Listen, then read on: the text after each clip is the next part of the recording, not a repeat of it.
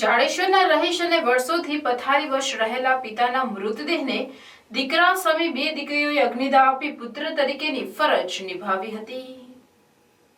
જાડેશ્વરના કાકા ટ્રાવેલ્સ ફળિયામાં રહેતા 75 વર્ષીય સ્વર્ગીય પ્રમોદભાઈ પટેલ છેલ્લા 7 વર્ષ કરતાં વધુથી પથારીવશ હતા। હંમેશા હસતા રહેતા પ્રમોદ પટેલ ઉંમર અને બીમારીના કારણે લાચાર બન્યા હતા।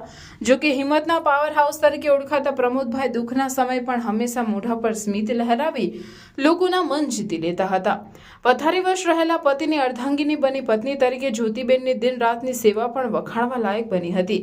પુત્ર સામે બે દીકરીઓ અને જમાઈ પણ પોતપોતાના ઘર સંસારમાં વ્યસ્ત રહેતા હોવા છતાં પુત્ર તરીકેની ફરજ નિભાવતા હતા। આજરોજ સવારે પ્રમોદ પટેલનું નિધન થયું હતું, જેની બંને દીકરીઓને જાણ થતાં તેઓ જાડેશ્વર ખાતેના નિવાસ સ્થાને આવી પહોંચ્યા હતા।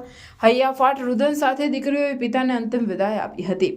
પ્રમોદ પટેલને બે દીકરીઓ હોય સ્મશાને અગ્નિદાહ આપવાની ચર્ચાઓ વચ્ચે જયમિનીબેન અને બિરલબેને પુત્ર સમી બની પિતાને અગ્નિદાહ આપી પુત્રી તરીકેની ફરજ નિભાવી હતી। આજના આધુનિક યુગમાં સમયની સાથે રીતિ રિવાજોમાં પણ બદલાવની જરૂરત છે, જેના ઉદાહરણ રૂપે બંને દીકરીઓએ પિતાને અગ્નિદાહ આપી એક ઉદાહરણ કાયમ કર્યું હતું।